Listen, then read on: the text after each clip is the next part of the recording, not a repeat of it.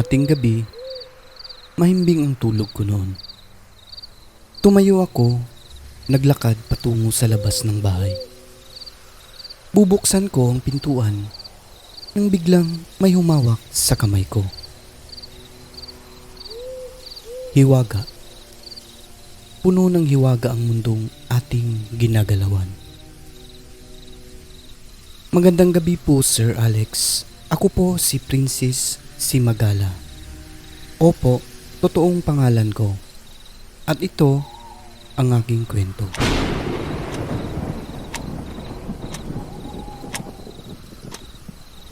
Naaalala ko pa nung 5 to 6 years old lang ako na napadpad kami sa bayan ng Isulan, Sultan Kudarat sa probinsya ng South Cotabato. Napadpad kami roon dahil sa palipat-lipat ng destino ng trabaho ang aming ama at doon ay nag-aarkila kami ng aming matitirahan. Malaki po at 2 palapag ang bahay na aming tinitirahan. Malaki at ginawang apartment ang mga kwarto sa ilalim ng may-ari. Sa taas naman ay doon nakatira ang anak at mga apo nito. Ang lugar kung saan kami naninirahan ay puno ng malalaking kahoy ang paligid. Lalong-lalo na ang mga mangga na para bang ilang dekada na ang tanda ng mga ito. Nagsimula ang aking pag-islipok nung mga panahong mayroong padisko ang aming purok. Tuwing Sabado ng gabi ay mayroon talagang padiskong ginaganap sa purok namin. Maaga pa noon at inaayos pa ang mga gamit tulad ng mga wire, ilaw at sound system na gagamitin sa diskuhan.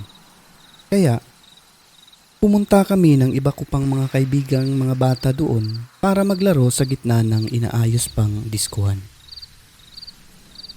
Marami kaming naglalaro palibot-libot sa tubo ng diskuhang iyon nang biglang may nakita akong taong maputi sa di kalayuan sa gilid ng malaking mangga. Kumakaway-kaway siya sa akin habang ako'y tumatayo at natutulala sa kanya.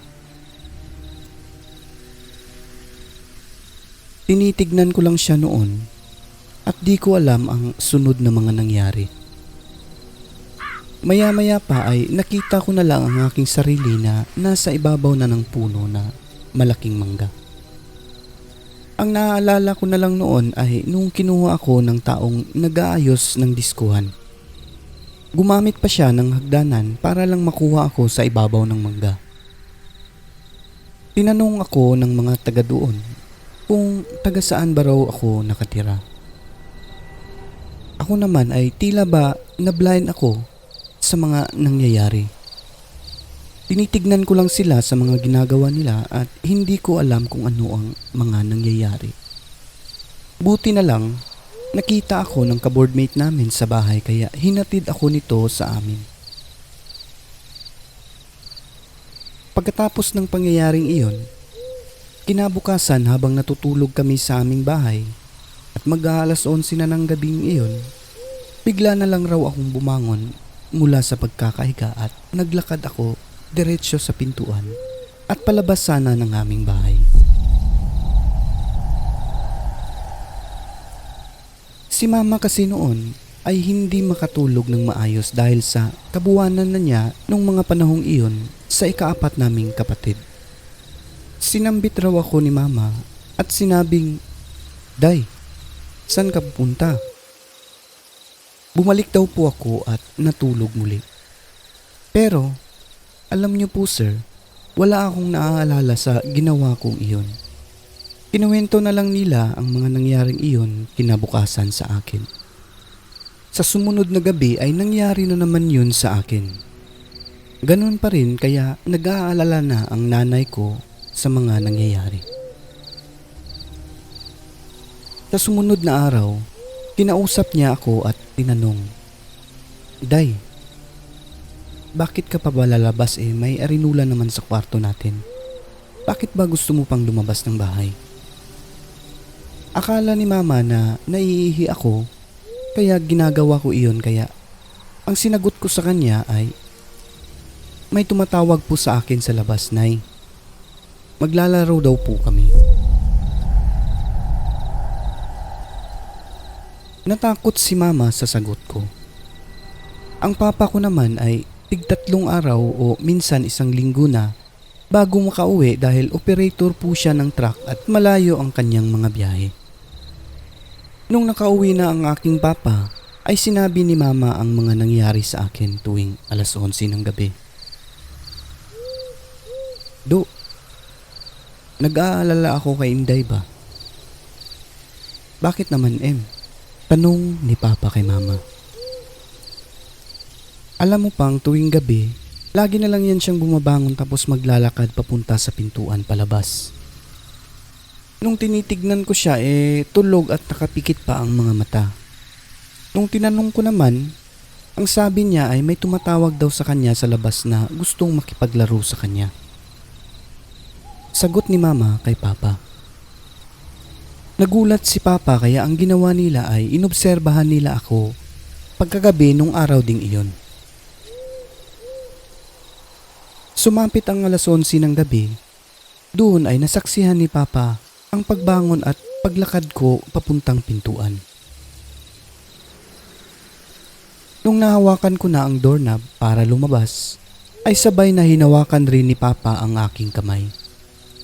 Tinanong niya ako, sabi pa niya, "Naunsa man ka day? Asa man ka adto?" Na ang ibig sabihin ay, anong nangyayari sa'yo, day? Saan ka ba pupunta?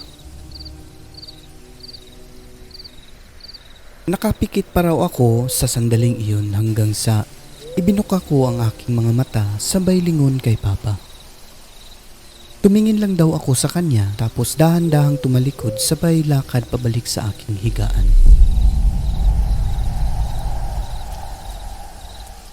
Kinabukasan, bumisita si Manang na may-ari ng bahay kaya nag-open up si Papa sa kanya sa mga naranasan ko tuwing gabi sa bahay. Sa kalagitnaan ng kanilang pag-uusap ay tinawag ako ni Papa at tinanong ako ni Manang.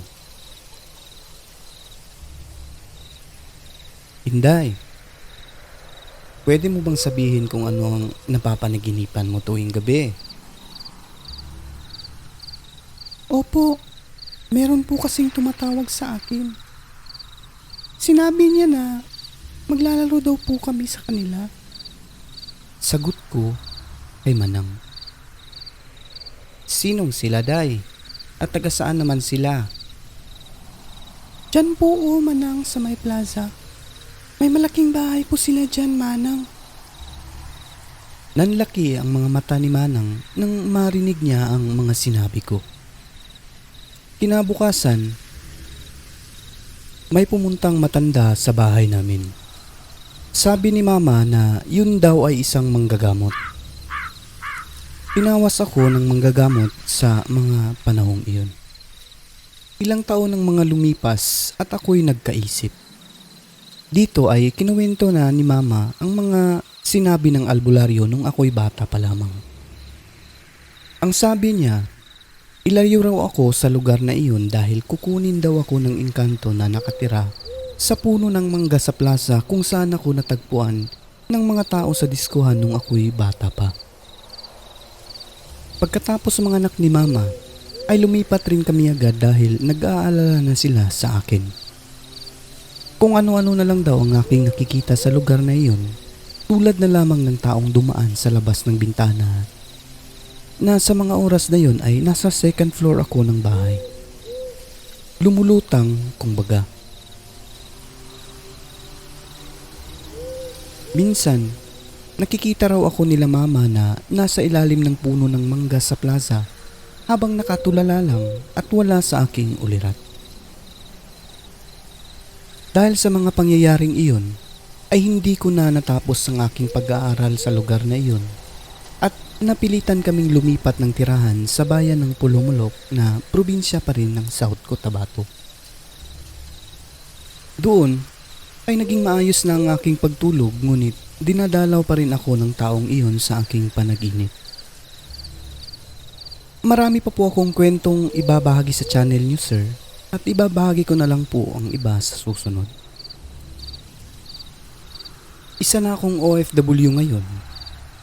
At simula nung ako'y nakapag-asawa na ay hindi ko na ulit napapanaginipan pa ang engkanto sa punong mangga.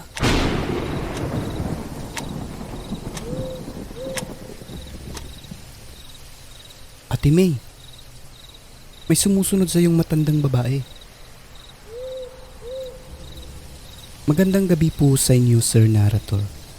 Tawagin niyo na lang po ako sa pangalang Margaret. Hindi ko po totoong pangalan. Maikling kwento lamang po ito, ngunit hindi ko po ito nalilimutan at ito ang nagpabago ng aking paniniwala tungkol sa mga aswang.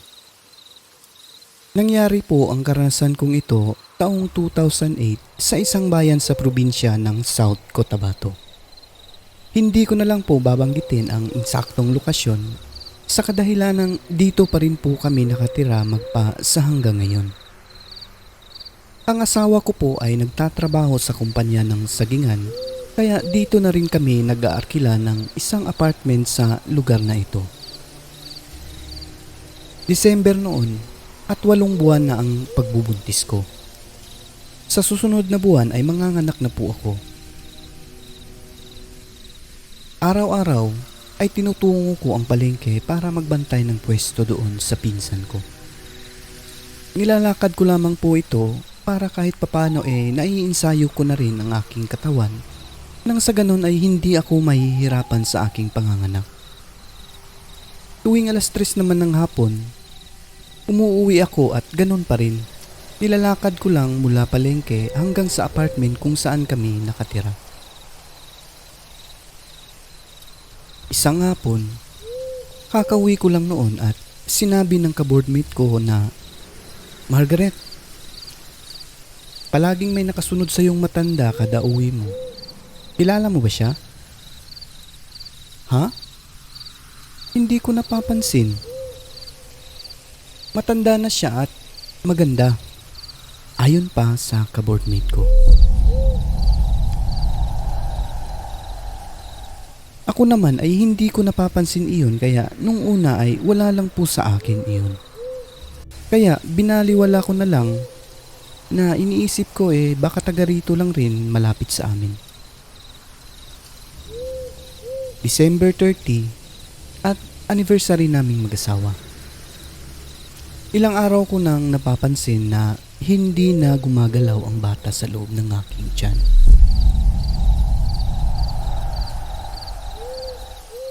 Kaya sinabi ko ito sa aking asawa. "Pa, 3 araw nang hindi gumagalaw ang bata sa loob ng aking tiyan." "Ha? Ganun ba? Dapat mapatingnan natin yan." Nag-aalala kaming dalawa noon, kaya nagdesisyon kaming magpatingin muna sa isang albularyo. Pumunta kami sa bayan ng Marbel o Coronadal City para patingnan ang kalagayan ng pinagbubuntis ko. Doon ay sinabi ng manggagamot na inaaswang daw po ako. Binigyan niya ako ng panguntrang langis at sabi niya, lagi ko raw banyusan ang tiyan ko saan man ako magpunta. Kahit sa banyo ay wag ko raw kalimutang magbanyos, kaya yun ang ginawa ko. Sinabi ng albularyo na, "Mag-ingat kayo dahil babalikan kayo niyan. Ang aswang na yan ay takam na takam sa sanggol na nasa iyong sinapupunan." Hindi nga po nagkamali ang manggagamot. Nung gabi ding iyon ay binalikan ako ng aswang. 12:00 ng gabi ay may kung anong bagay ang bumagsak sa bubong ng aming apartment. Na tila ba may kung anong hayop ang nasa ibabaw nito. Naririnig namin ang malakas na pagaspas ng mga pakpak at mga huning ng kung anong hayop tulad ng pato at baboy sa labas ng bakuran ng aming apartment. Kinilabutan kami ng sobra sa gabing iyon hanggang sumagi sa isip ko na lagyan ng langis ang tiyan ko. Ilang sandali lamang po ay gumalaw ang bata sa loob ng sinapupunan ko. Ilang araw kaming ginambala ng aswang na iyon tuwing gabi, hanggang sa nalaman na ito ng mga kasamahan namin sa kabilang apartment. Hindi lang natapos sa gabing panggagambala ang ginawa niya dahil sumunod nga pala talaga ang aswang na iyon sa akin sa palengke. Nung sinabihan ako ng ka-apartment ko na may sumusunod sa aking matanda ay binaliwala ko lang iyon dahil hindi naman talaga ako naniniwala sa mga aswang. Imposible kung baga, ang lahat ng kwentong aswang ay tanging kwento lamang iyan at pananakot sa mga batang makukulit. Imposible hanggang sa dumating sa punto na habang nagbabantay ako sa pwesto sa palengke ng pinsan ko, ay naroon ang matanda sa labas ng pwesto namin. Kinapa ko ang langis sa bulsa ko na noon ay ubos na pala at umaapaw ito hanggang sa hita ko. Pumasok ang matanda patungo sa kinaroroonan ko, buti na lang nakita siya ng asawa ng pinsan kong babae kaya tumakbo ito patungo sa amin. Sinabihan niya ang matanda na, "Mano kada sa sulod? Mapili ka mangga. Mapili ka mangga tingara kada sa sulod. Ari ang mangga sa gwao." Nang ibig sabihin ay, anong gagawin mo dyan sa loob? Pipili ng mangga. Pipili ka ng mangga ay andito sa labas ang mangga oh. Ako naman ay takot na takot sa mga oras na yun dahil nakikita kong natatakam ang matanda na nanlalaki ang mga mata na tila ba gustong-gustong dumugin ako nito. Ang langis ko noon sa bulsa ko ay ubos na kaya siguro pilit niya akong lalapitan sana. Buti na lang ay nakita ako ng pinsan ko at umalis naman po ang matanda. Umuwi ako sa apartment namin at hindi na ako bumalik pa ng pwesto. Ngunit tuwing gabi ay naroon pa rin ang aswang sa paligid ng apartment namin. Kami namang mag-asawa ay naging alerto tuwing gabi at pinaghahandaan namin ang bawat gabing pagbisita ng aswang. Mayroon kaming mga asin at buntot ng pagi sa loob ng apartment namin. Hinayaan lang namin ang nilalang na iyon sa labas ng aming bahay. Ngunit nanatili kaming alerto sa loob at hinahampas ng asawa ko ang kisame sa loob ng apartment namin. Na baka sakaling makapasok ito at tuluyan niyang makuha ang anak ko.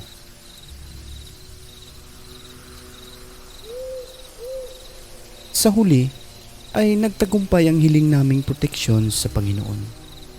Iniluwal kong malusog ang aking anak at ngayon ay 12 years old na po siya. Maraming salamat po sa lahat at sana ay nagugustuhan po ninyo ang karanasan ko sa aswang. Hindi ka panipaniwala pero totoo po ang mga aswang. Ang akala kong taong nakasunod ay normal lang, ngunit isa pala itong matandang aswang.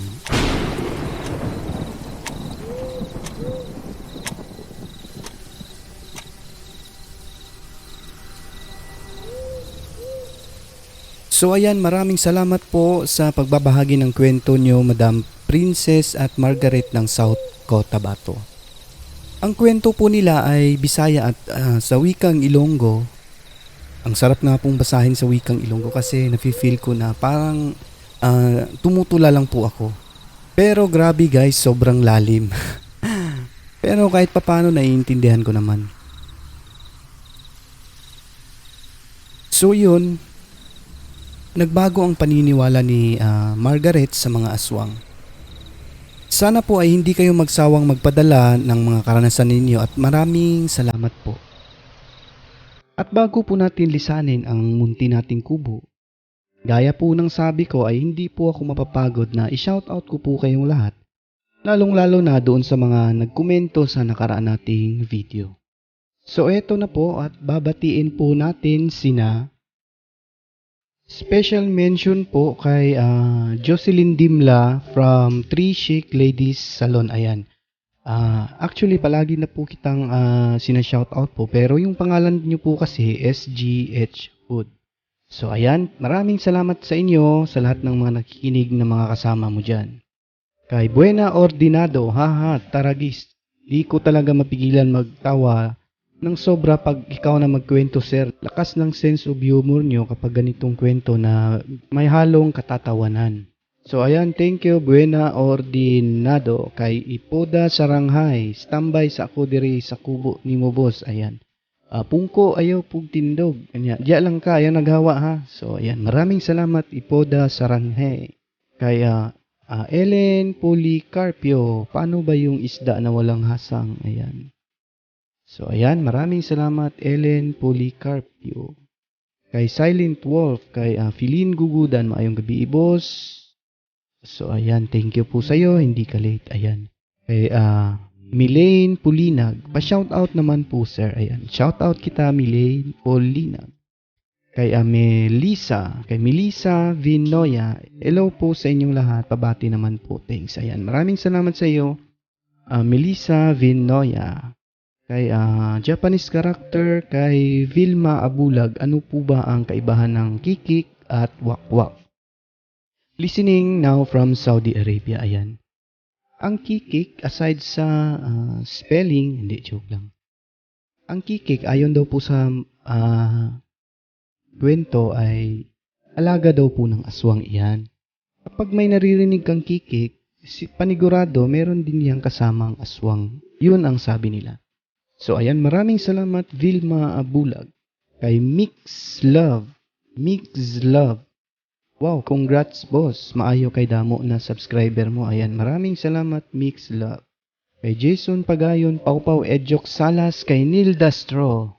Asa na ang mga lakatan? Hahaha, naranasan ko yan sa kahadlok na story. Ayan, maraming salamat Neil Dastro. Kay Mex Sigaya, nice po. Ayan, kay Nina Castro, kada gabi igyud mi maminaw ani ba? Akong anak lingaw kaayo before mi matulog all the way from Brisbane, Australia. Ayan, maraming salamat Nena Castro. Kay Mary Jane Chakchon. Hi sir, gandang gabi sa iyo. Salamat sa kwento na nakarelate much talaga ako. And maraming salamat po sa iyo Mary Jane Chanchon. Kay Lloyd Rapas, sobrang nakakatakot. Ayan, kay Pedro Tampos, Juancho Gonzaga, totoo po ba idol may reyna ang aswang? Ayan, ayon po yun kay Daniela, may kwento po siyang reyna ng mga aswang yung kaibigan niya po. Abangan niyo na lamang po yun susunod. Kay Jeffrey Clave Silias, nice story and stay safe. Ayan, maraming salamat kay Gani Lagarde. Basta kwentong aswang po palagi akong makikinig, idol. Good day po. Ayan, kay Milona Santiago, haha, aswang pala, chismisan. Ayan, kala ko kapitbahay lang. Ayan, maraming salamat Milona Santiago. Kay Choco Cindy, salamat po. Maraming salamat din po sa iyo Choco Cindy. Kay Gerzilme Grijaldo, salamat sa kwento sir. Antay ko mga susunod na kwento nyo. Ayan, thank you po. Kay Lynn Kiachon. Sir, paki-shoutout naman watching from Singapore. Permigid ko gapamati sa imo aswang story. Salamat sa mga istorya mo. Tanggal stress gyud. Jocelyn Kiatchon. Ayan, Lynn Kiatchon, Jocelyn Kiatchon. Ingat po kayo dyan. Kay Miss Neng X Hunter Palaboy, good evening. Ayan. Thank you kay Chona Labrador. Tawa ako, may airport ang aswang tapos mga chismosa pa. Hahaha. Tawa much boss. Yun nga po, kasi kung puputulin daw po nila yung puno, yung bubong naman nila ang gawing airport. So ayan, maraming salamat Chona Labrador. Kay Edniel Busto. Kay Romel Lusarito, ang ganda po ng mga story. Shout out po taga Negros. Ayan, thank you po sa inyo. Kay Arieta Nuevo, matapang pa rin si Daniela, more power sir God. Bless, keep safe. Ayan, thank you. Kay Teresita Seron, good day listening your story. Alvin Santiago Samsona. Kay Janet Verga, salamat, magandang kwento aswang. Shout out from Qatar. Kay Marjun L. Catamora, magandang madaling araw boss. Ayan, maraming salamat sa inyo. Kay Teresita Aguilar, ganda ng istorya mo at ako ang mong tagapakinig. Ayan, shout out sa susunod. Thanks. Ayan, maraming salamat Teresita Aguilar. Kay Lori Villaruel, mga aswang na chismosa labit. Piste ka Flora. Ayan ha. Maraming salamat Lori Villaruel. Kay Anifi Torion Kionisala, dahil sa home quarantine dahil sa COVID-19. Ang pakikinig sa mga horror stories ang isa sa mga libangan namin dito. Pa-shoutout po kay Andy at Kim. Thank you sir. Waiting for more. Ayan, maraming salamat sa inyo dyan. Andy at Kim. Anifi, Torion, Kionisala. Kay Leo Figuer. Ang Negros pareho sa among sinultihan na Bisaya. Nag-enjoy ako da. Salamat po. Ayan, maraming salamat Cleo Figuer. Kay Jason Morales. Wow, congrats boss. 5K na boss in just 3 months. Ayan. Maraming salamat po dahil po yan sa inyo. Kay RJ Mabakyaw. Hello sir. Present again. Ayan. Thank you RJ Mabakyaw. Kay Sars Leome. Salamat sa shoutout sir. Pag na-adjud bago na-upload ni minaw jud ko. Ayan. Maraming salamat. Sars Leome. Kay Rosalie Yoshikawa. Hello po. Keep safe everyone. Ang kubo magiging mansyon na po tayo. Ayan, thank you po Rosalie Yoshikawa. Kay Ging Cordova, malakas daw kasing pandaman ng mga yan. Marami rin akong karanasan sa mga ganyan dahil siguro suruhano si Papang at siya permi ang nilalapitan sa amin. Thank you dahil sa magaling kang mag-deliver ng kwento. I love it. Ayan. Thank you po Ging Cordova. Kay 123 road to 10K daw po. Sana nga po. Ayan, maraming salamat po. Kay Bobby Onsueco, kay Ria Turiha, pamati anay antes matulog. Thank you gid sa shoutout sir. Ayan, maraming salamat Ria Turiha. Kay Bobby Onsueco, Joris Ivano, Elmer Vergara, salamat sa story. Pa-shoutout po from Saudi Arabia. Ayan, ingat po kayo dyan. Elmer Vergara. Kay Lejani Valrim, good morning. Idol, natawa ako. May airport man ang mga aswang. God bless, idol. Yun po ang sabi sa kwento, ang mangga daw po kung anong puno man yun ay ginawang airport nila. Ayan, thank you po. Kay Renali Durumal, thank you sa new upload. God bless. Ayan, thank you din po sa inyo. From Manok na Pula, ayan, may Manok na Pula, nasaag ang Manok na Pula. New subscriber here, listening from Jensen. Keep safe everyone. Ayan, maraming salamat Manok na Pula.